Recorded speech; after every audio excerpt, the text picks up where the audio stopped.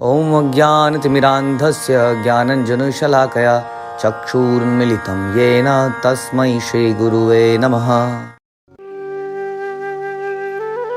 हरे कृष्ण। आप सभी का स्वागत है। हम पढ़ रहे हैं भगवद गीता अध्याय 2 गीता का सार, श्लोक संख्या 39। एषा ते अभिहिता सांख्ये बुद्धिर्योगे विद्विमां शृणु बुद्धया युक्तो यया पार्था कर्मबंधम प्रहास्यसि। यहाँ मैंने वैश्लेषिक अध्ययन यानी कि सांख्य द्वारा इस ज्ञान का वर्णन किया है। अब निष्काम भाव से कर्म करना बतला रहा हूँ, तो उसे तुम सुनो। हे प्रथापुत्र, यदि तुम ऐसे ज्ञान से कर्म करोगे तो तुम कर्मों के बंधन से अपने को मुक्त कर सकते हो। Now we will move to the next phase of Bhagavad Gita. Bhagavad Gita में एक नया चरण हम यहाँ से शुरू करने वाले हैं, एनालिटिकल स्टडी, जिसको हम सांख्य योग कहते हैं। इससे पिछले श्लोक में उसका अंत होता है और यहाँ से एक प्रकार से भगवान बताएं कर्म योग कह सकते हैं इसको आप। वास्तव में भगवद गीता का दूसरा अध्याय जो है पूरी भगवद गीता का सार है। तो इसी में आपको आत्मा का ज्ञान, कर्म योग, भक्ति योग, सारा का सारा निष्कर्ष आपको दूसरे अध्याय से मिल सकता है। और लेकिन यहाँ पर हर चीज़ के लिए कुछ कुछ श्लोक होंगे। आगे आने वाले चैप्टरों में पूरे चैप्टर उनके ऊपर डिटेलिंग करी जाएगी। तो दूसरा अध्याय क्या है? भगवद गीता की समरी है। ठीक है, ओके। तो भगवान बड़े महत्वपूर्ण यहाँ पे इंस्ट्रक्शन दे रहे हैं। प्रभुपाद इसके तात्पर्य बताते हैं कि अर्जुन का, इससे पहले अगर हम थोड़ा सा रिकैप करें कि अभी तक क्या हुआ, कि अर्जुन ने डिसाइड किया कि वो नहीं लड़ेगा। उसका डिसीजन इस मत के आधार पर था कि यदि हम जीत के राज का भोग करेंगे तो यह इंद्रिय तृप्ति है। अर्जुन एक सामान्य व्यक्ति नहीं था। हर व्यक्ति जीत के भोगना ही चाहता है, लेकिन अर्जुन जीत के भोगना नहीं चाह रहा था। हम समाज में अक्सर अपनी जीत के आगे किसी और को आगे नहीं आने देते। हमारे सुख के आगे यदि कोई आता है तो हम उसको एलिमिनेट कर देना चाहते हैं अपनी लाइफ से, हर जगह से उसको हटा देना चाहते हैं, मिटा देना चाहते हैं, ताकि हम सुखी रह सकें। कई बार अपने वचनों से, कई बार किसी भी तरीके से षड्यंत्र करके कुछ हम चाहते हैं कि हमारी ज़िंदगी से हट जाए, लेकिन वास्तव में भगवान को कुछ और ही मंजूर होता है।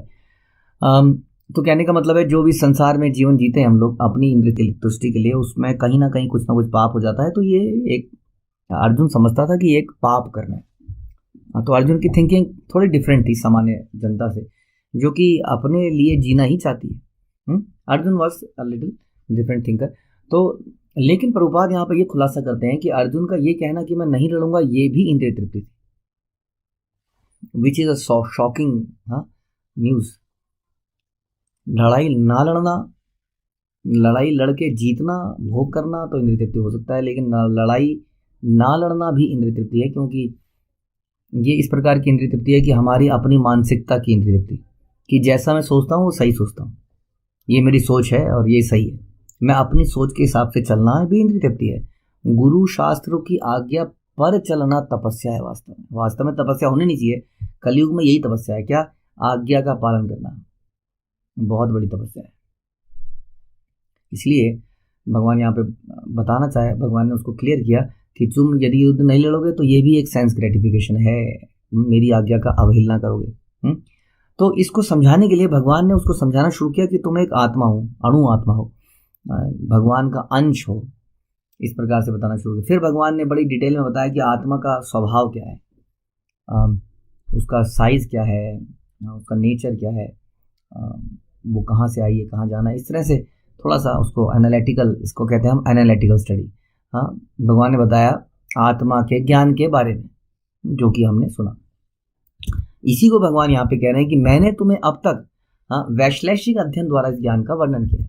वैश्लेषिक अध्ययन समझ गए, गोइंग इनटू डिटेल्स।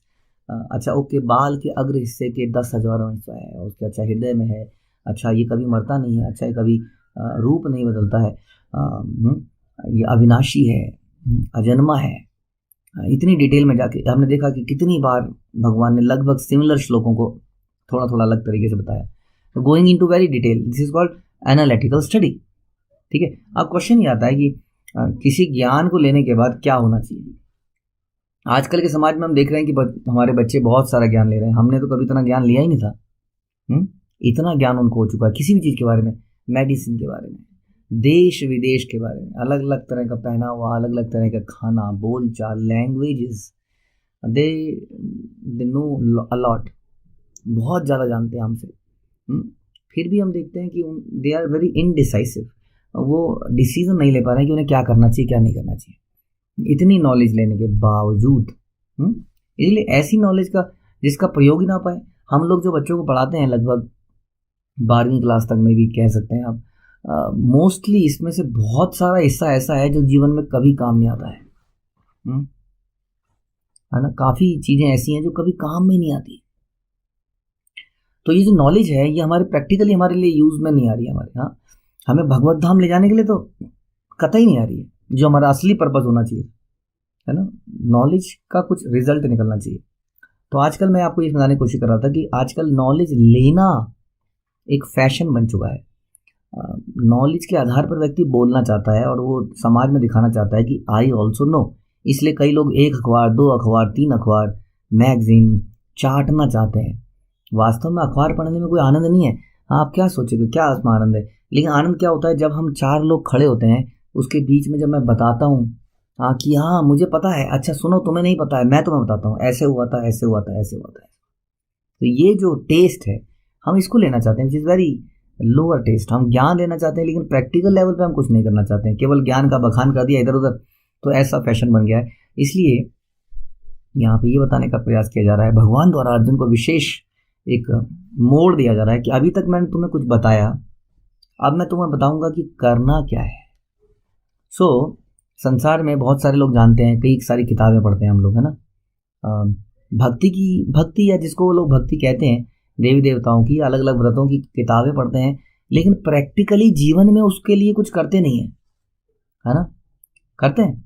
आप थोड़ा सा ध्यान से देखिए, क्या हम जो कभी भी, अभी यहाँ तो हम आपसे ऐसा कराया जाता है, आपको ज़बरदस्ती सोचने पर मजबूर किया जाता है, लेकिन अदरवाइज अगर जब तक आप यहाँ पे नहीं थे, आप लोगों ने भी कई किताबें पढ़ी होंगी, आत्मा के विषय में जाना होगा, कई मंगलवार, बुधवार, वीरवार, वटेवर, कई अनुष्ठान, उनकी किताबें भी आपने पढ़ी होंगी, लेकिन उसको पढ़ के बस आप रख देते हैं, नथिंग मोर। तो उसको अगर और अच्छे से समझना है तो इस तरह से समझिए कि आपके पिताजी कहीं पे चले गए हैं, बचपन में ही कहीं बिछड़ गए आपके पिताजी चले गए और आपने उनके बारे में जानने की प्रयास किया। आपने अपनी माँ से पूछा, रिश्तेदारों से पूछा, बहुत जानकारी हासिल करी। बहुत जानकारी हासिल करने के बाद आपने क्या किया? हाँ, आपने कुछ नहीं किया, आपने उसके ऊपर किताब लिख डाली और उसमें लिखा दिया राइट दिस, और वो बिकने लगी और आपका मेन बिजनेस वही हो गया, मान लिया। तो ये कोई बात नहीं हुई, है ना। अल्टीमेटली यदि आपने अपने पिता का ज्ञान लिया तो आपके पिता को खोजना चाहिए था, आपको कहाँ मिसिंग हुए थे, कहाँ था, क्या था उस वक्त, कैसा नहीं था, उनको ढूंढ निकालना चाहिए था। उनको ढूंढ निकालने के बाद उनकी सेवा करनी चाहिए थी, तब जाके आपको संतुष्टि मिलती। तो अधिकतर हम आपको ये बता रहे हैं, समाज में भक्ति के नाम पे भी बहुत सारे लोग ज्ञान ले रहे हैं, कई तो ज्ञान भी नहीं ले रहे हैं।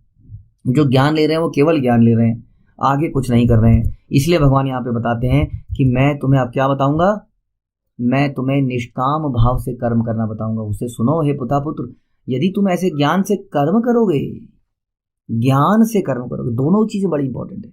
कोई कहेगा देखो देखो भगवान कह रहे हैं कर्म करो, तो कर्म करते चलो, फिर क्या दिक्कत है। कर्म करना ही, कर्म ही पूजा है। कर्म ही पूजा है कि नहीं, ऐसे कहते हैं लोग। अगर कर्म ही पूजा है तो सबसे बड़ा भक्त कौन होना चाहिए? सबसे बड़ा भक्त गधा। तो अगर कर्म ही पूजा है तो गधा सबसे बड़ा भक्त होना चाहिए। गधा सबसे ज्यादा काम करता है, सवेरे से लेकर आज तो वजन डाले जाओ। हाँ, बिल्कुल 100% does not want anything. Okay, तो इस प्रकार से कर्म ही पूजा नहीं है। इसलिए यहाँ पे बताया, यदि ऐसे ज्ञान से तुम कर्म करोगे, इट इज वेरी इंपॉर्टेंट। इसको कहते हैं ज्ञान मिश्रित भक्ति, जो हम अभी चैतन्य चरितामृत में सुन रहे थे, ज्ञान मिश्रित भक्ति। लेकिन कई लोग केवल ज्ञान ले रहे हैं, तो ज्ञान लेने से भी फायदा नहीं होगा, हम पहले डिस्कस कर चुके हैं। केवल कर्म करने से भी फायदा नहीं होगा, कर्म कैसे करना है, क्या करना है, यही तो इंपॉर्टेंट है ना। तो ये this is missing in this world. तो इसलिए भगवान क्या बताना चाह रहे हैं, मैं तुम्हें बताऊंगा कि ज्ञान मिश्रित कैसे आपको ज्ञान मिश्रित भक्ति करनी है। भगवान अर्जुन को बताते हैं कि सोल का रियल नेचर क्या है। हाँ, ये मारी नहीं जा सकती है, सुखाई नहीं जा सकती है, बट इस सोल का करना क्या है। इतनी डेडली चीज़ का जो मारी ना जा सके, सुखाई ना जा सके, हाँ, तो इस चीज़ का क्या करना है? ये भगवान अगर ये नहीं जाना तो क्या सोचेगा, उसके ऊपर भी वो इंद्रिय तृप्ति करने लग जाएगा। इसलिए ये बड़ा ज़रूरी है कि हम इसको समझें कि ज्ञान मिश्रित भक्ति कैसे करनी है, और धीरे धीरे धीरे हमें ज्ञान मिश्रित भक्ति से शुद्ध भक्ति पे ऊपर उठना है। वो आपको धीरे धीरे बताया जाएगा। पहले हम इतना तो कर लें। इससे क्या फ़ायदा होगा? अंतिम लाइन में भगवान बोलते हैं, यदि तुम ऐसे ज्ञान से कर्म करोगे तो तुम कर्मों के बंधन से अपने को मुक्त कर सकते हो। तो कर्मों का बंधन आपको पिछले 1-2 क्लास पहले हमने डिस्कस किया था इस मैटर को, कि यदि हम कुछ करते हैं तो कुछ डेबिट और कुछ क्रेडिट, यानी कि कुछ डिपॉजिट कुछ विड्रॉल। अच्छे कर्म किए तो कुछ डिपॉजिट हो गया, बुरे कर्म किए तो विड्रॉल हो गया। तो तब तक नहीं जा सकते जब तक ये विड्रॉल और डिपॉजिट जीरो ना हो जाए। जब तक प्लस में भी है तब तक वापस आना पड़ेगा संसार में। तो यहाँ पे भगवान बता रहे हैं, इस कर्म बंधन से, ये जो डिपॉजिट और विड्रॉवल के चक्कर से अगर निकलना है तो तुम्हें क्या करना पड़ेगा? इस प्रकार से कर्म करना पड़ेगा जैसा कि मैं अब तुम्हें बताऊंगा। वो कर्म कैसा है? ज्ञान से कर्म करोगे। तो काफ़ी कुछ तो ज्ञान दे चुके हैं भगवान हमारे स्वरूप के बारे में। आप बताएंगे इस स्वरूप के साथ, इतने अनोखी वस्तु के साथ, जिसको कोई आश्चर्य से देखता है, जिसको कोई आश्चर्य से सुनता है आत्मा के विषय में, इसके साथ तुम्हें कर्म कैसे करना है, ताकि कल को कोई ये ना बोले हाँ गधे की तरह कर्म ही पूजा है। इसलिए हमें समझना जरूरी है कैसा कर्म पूजा है। ठीक है, इसको हम सुनने का प्रयास करेंगे अगले प्रवचन में। हरे कृष्णा। भगवद गीता की जय। श्रील प्रभुपाद की जय।